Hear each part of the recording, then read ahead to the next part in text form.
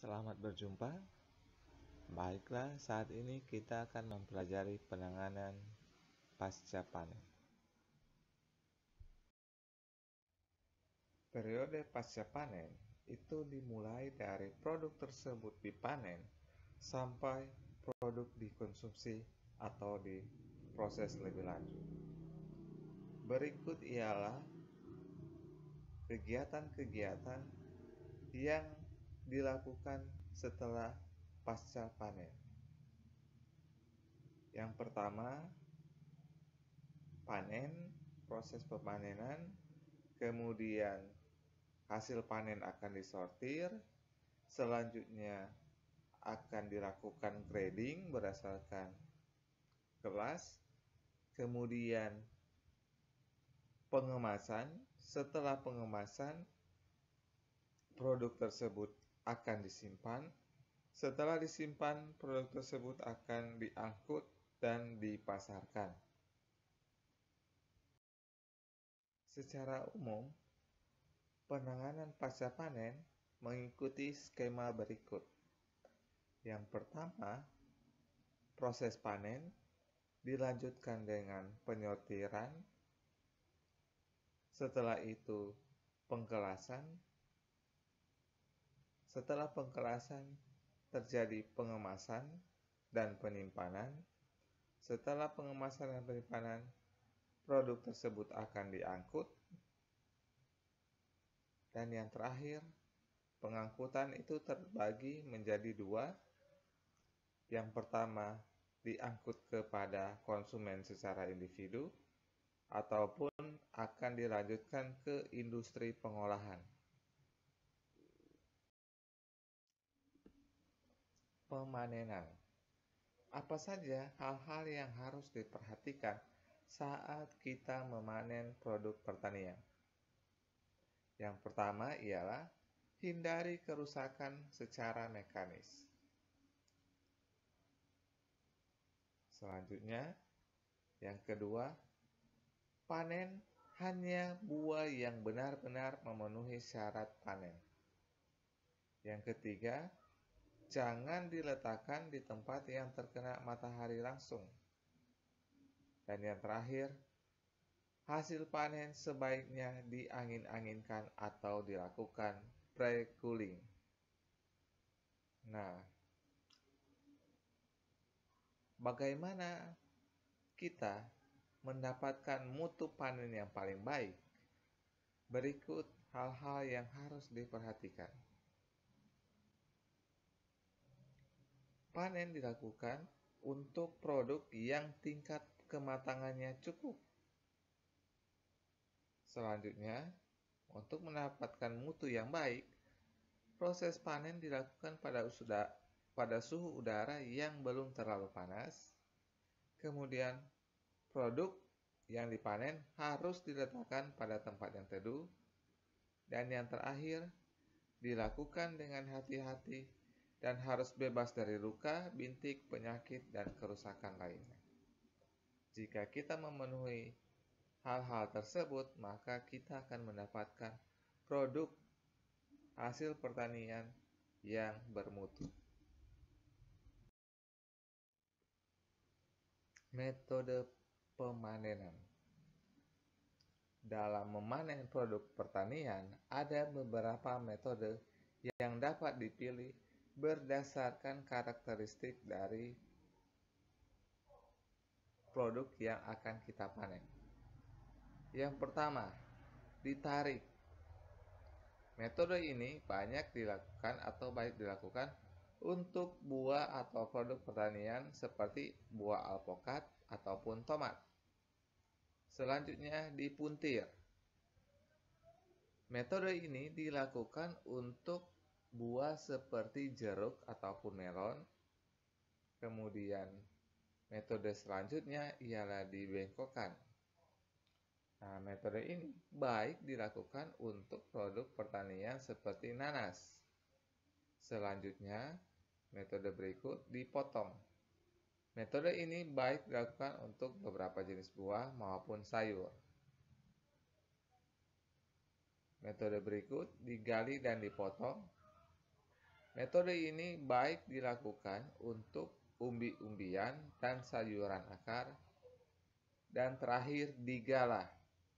Metode ini baik dilakukan untuk buah pada pohon yang tinggi. Koleksi atau pengumpulan. Nah, apa saja yang harus kita perhatikan dalam proses ini? Yang pertama, proses koleksi ini harus dilakukan, lokasinya harus dekat dengan tempat pemanenan. Selanjutnya, wadah penampungan sementara itu dapat menggunakan keranjang, peti atau karung goni untuk mengangkut hasil panen dari lapang ke gudang penyimpanan. Yang ketiga, proses koleksi harus dihindarkan dari kontak langsung dengan sinar matahari. Dan yang terakhir, perlakuan atau tindakan penanganan dengan spesifikasi wadah yang digunakan harus disesuaikan dengan sifat dan karakteristik buah yang ditangani. Proses seleksi atau sortasi. Ada beberapa hal yang harus diperhatikan dalam proses seleksi atau sortasi. Karena tidak semua hasil panen berkualitas baik, maka untuk memenuhi kebutuhan pasar, harus dilakukan seleksi atau sortasi dan grading, pengkelasan. Hal ini dilakukan untuk meningkatkan performance buah, ukuran, warna, umur, dan lain-lain. Hal yang harus perhatikan selanjutnya ialah sortasi dilakukan di lapangan dan di rumah pengawasan, baik secara manual maupun mekanis menggunakan alat. Yang ketiga, selama sortasi harus diusahakan agar terhindar dari kontak sinar matahari langsung, karena kontak dengan sinar matahari langsung akan menurunkan bobot atau terjadi pelayuan dan kenaikan aktivitas metabolisme, sehingga mempercepat proses pematangan. Yang terakhir,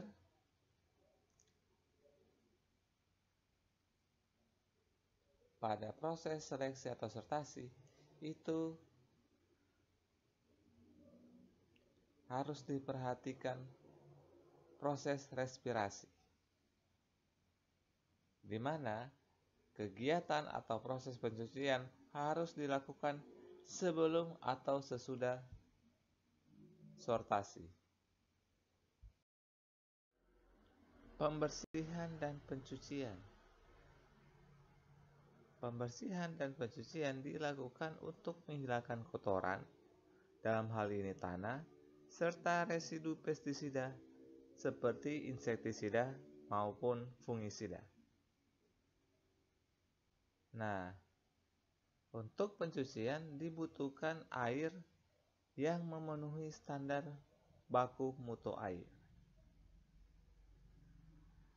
Nah, sebelum dilakukan proses ini, maka pre-cooling harus dilakukan.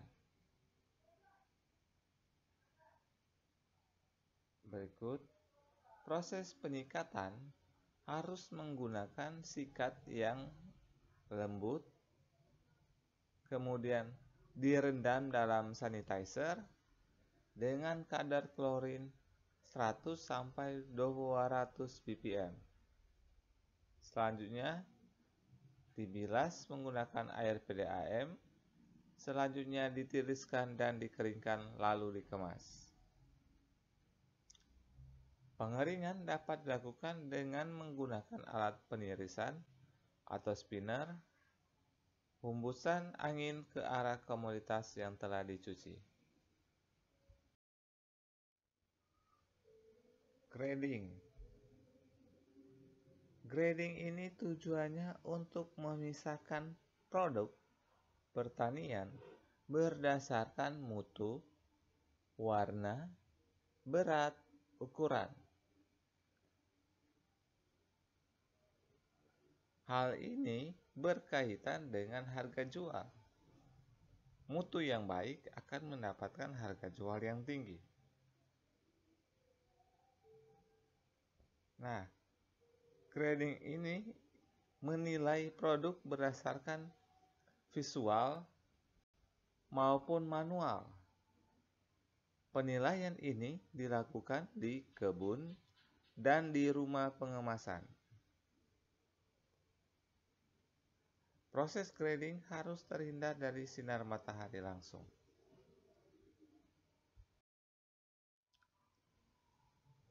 Packaging. Nah, proses packaging ini dilakukan dengan tujuan yang pertama, meningkatkan daya tarik bagi konsumen. Packaging yang baik akan meningkatkan keinginan konsumen untuk membeli. Kemudian, packaging ini juga akan memberikan nilai tambah produk. Packaging yang baik tentu akan meningkatkan harga. Yang ketiga, memperpanjang daya simpan produk. Akan ada perbedaan antara bahan atau produk pertanian yang dikemas dan yang tidak dikemas. Produk pertanian yang tidak dikemas akan cepat busuk atau memiliki umur simpan yang rendah. Berbeda dengan yang dikemas atau packaging. Dan yang terakhir, packaging ini akan melindungi dari kerusakan fisik selama pengangkutan. Packaging itu memiliki dua bahan pengemas. Bahan pengemas luar dan bahan pengemas dalam. Untuk bahan pengemas luar, itu dapat menggunakan kayu, rotan, bambu, keranjang plastik, kantong plastik, jaring atau net, karton bergelombang. Sedangkan bahan pengemas dalam itu dapat berupa film plastik, kertas, plastik tercetak, atau bahan campuran dari kertas dan plastik.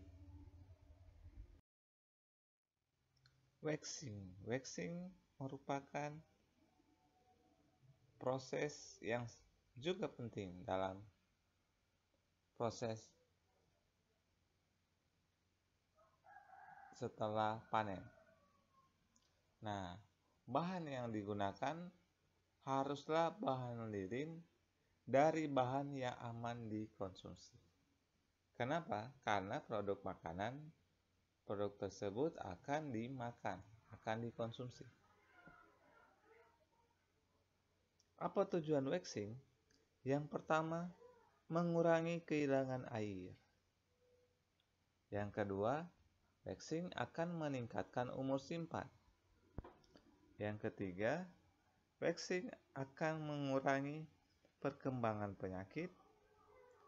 Yang berikutnya, waxing akan mengganti bahan lilin alami selama pencucian. Yang kelima, waxing akan melindungi dari luka. Dan yang terakhir, waxing akan memperbaiki penampilan. Buah-buahan memiliki lapisan waxing alami. Seperti contoh alpukat. Alpukat merupakan buah-buahan yang memiliki atau mempunyai selaput lilin alami di permukaan luar. Lapisan lilin ini berfungsi sebagai pelindung, melindungi dari kehilangan air yang terlalu banyak dari komoditas akibat penguapan. Waxing ini akan mengatur kebutuhan oksigen oleh respirasi, sehingga mengurangi kerusakan yang telah dipanen akibat proses respirasi dan transformasi yang terlalu cepat dari buah-buahan. Syarat lilin lapis wax. Yang pertama, tidak mudah pecah. Selanjutnya, tidak mempengaruhi bau dan rasa. Yang ketiga, mudah kering. Bila kering tidak lengket. Yang keempat, murah harganya. Yang kelima, mengkilap dan licin. Keenam, tidak menghasilkan permukaan yang tebal. Ketujuh, mudah diperoleh. Dan yang terakhir, tidak bersifat racun. Berikut konsentrasi emulsi lilin untuk beberapa komoditas. Untuk apel, konsentrasi lilin optimal adalah 4 piala 4%, apel 8%, cabai, jeruk, kentang ketiganya 12%, mangga alfonso, nanas, dan pepaya ketiganya 6%, pisang raja 9%, dan yang terakhir wortel 12%.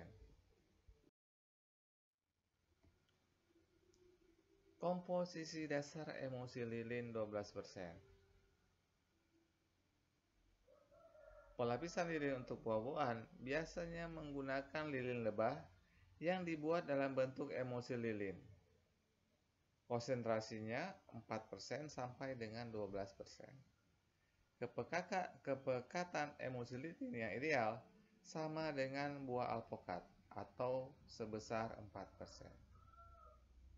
Bahan dasar lilin lebah komposisinya 120 gram, trietanolamid 40 gram, asam oleat 20 gram, air panas 820 gram. Ripening atau pemeraman. Artinya, proses untuk merangsang pematangan buah agar matang merata. Biasanya menggunakan gas karbit atau etilen dengan suhu 18 sampai 28 derajat Celcius. Proses ini harus memperhatikan karakteristik biologis dan fisiologis dari komoditas tersebut dengan tidak mencampurkan komoditas yang mempunyai sifat atau karakteristik fisiologis yang berbeda dalam satu tempat atau satu proses. Storaging atau penyimpanan. Penyimpanan adalah salah satu bentuk tindakan pengamanan yang selalu terkait dengan waktu yang bertujuan untuk mempertahankan dan menjaga komoditi yang disimpan dengan cara menghilangkan berbagai faktor yang dapat menurunkan kualitas dan kuantitas komoditi tersebut. Tujuan storaging atau penyimpanan untuk mempertahankan mutu dan kesegaran buah-buahan serta untuk memperpanjang masa simpan. Metode penyimpanan. Yang pertama, modifikasi atmosfer. Kemudian yang kedua, penyimpanan atmosfer terkontrol. Yang ketiga, penyimpanan dingin. Yang keempat, penyimpanan suhu kamar, buah segar pada suhu rendah dan kelembapan tinggi. Keempat metode tersebut memiliki kelebihan dan kekurangan. Tugas, silakan cari kelebihan dan kekurangan setiap metode tersebut. Berikut gejala yang ditimbulkan pada saat penyimpanan 0 derajat Celcius hingga suhu aman terendah. Untuk komoditas apel dengan kultivar tertentu, suhu aman terendah 2-3 derajat itu akan mengalami gejala pencoklatan internal, lembek, dan cacat. alpukat pada umumnya suhu aman terendah 4,5 sampai 13 derajat Celcius. Gejala yang ditimbulkan warna kulit dan daging buah menjadi tidak normal. Selanjutnya, komoditas pisang, suhu aman terendah 11,5 sampai 13. Gejala yang ditimbulkan pada saat menyimpan pada suhu 0 derajat ialah warna tidak normal pada saat pematangan. Jambu, suhu aman terendah 4,5. Gejala yang ditimbulkan akan mengalami kerusakan pulp dan busuk. Mangga, suhu terendah 3 derajat. Gejala yang akan dialami pencoklatan kulit. Kemudian pepaya, suhu terendah aman terendah 7 derajat. Gejala yang ditimbulkan berbintik, gagal matang, off flavor, dan busuk. Yang berikut komoditas jeruk, suhu aman terendah 3 derajat. Gejala yang dihasilkan atau ditimbulkan berbintik dan timbul warna coklat. Tomat, suhu aman terendah 7 sampai 10. Gejala yang ditimbulkan berair dan menjadi lunak sampai busuk. Rambutan, suhu aman terendah 10 derajat Celcius. Gejala yang ditimbulkan exocard menjadi gelap. Dan yang terakhir, nanas. Dia memiliki suhu terendah aman 7 sampai 10 derajat Celcius. Gejala yang ditimbulkan pada saat penyimpanan 0 derajat hingga suhu aman terendah akan menjadi warna hijau pada saat pematangan dan terjadi pencoklatan internal. Transportasi. Yang perlu diperhatikan pada proses transportasi ialah sifat dan atau karakteristik jenis produk yang diangkut. Selanjutnya, berapa lama perjalanan yang akan ditempuh. Yang ketiga yang harus diperhatikan ialah alat atau sarana pengangkutan. Buah yang diangkut sebaiknya terhindar dari sinar matahari langsung. Buah yang diangkut dijaga dari kemungkinan terbentur, gesekan, tekanan yang terlalu berat, sehingga dapat menimbulkan kerusakan atau menurunkan mutu produk tersebut. Alat atau sarana pengangkutan buah itu dapat berupa sepeda motor, truk, dan kapal laut. Supaya memasuki pasar domestik atau pasar impor, maka protokol karantina dan prosedur legal harus diikuti. Sekian dan terima kasih.